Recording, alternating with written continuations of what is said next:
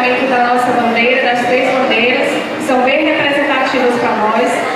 E nós iremos continuar, mas com os talentos e convidados aqui do FPI.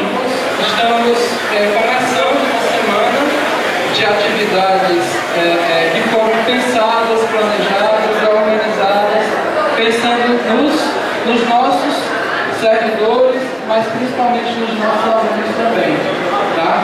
Então denominamos talentos e convidados, que é o nosso chefe, já que vamos ter hoje, amanhã e quinta-feira, atividades aqui no pátio.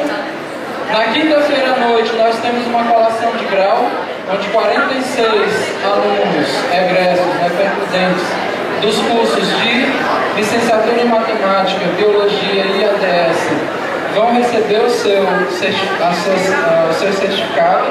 o seu diploma de conclusão.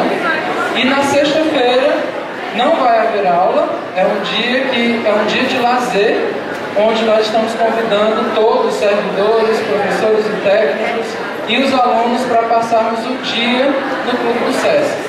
Então, parabéns ao nosso campus, são 19 anos de bons serviços, de serviços prestados à nossa cidade, tá bom? Uma salva de palmas.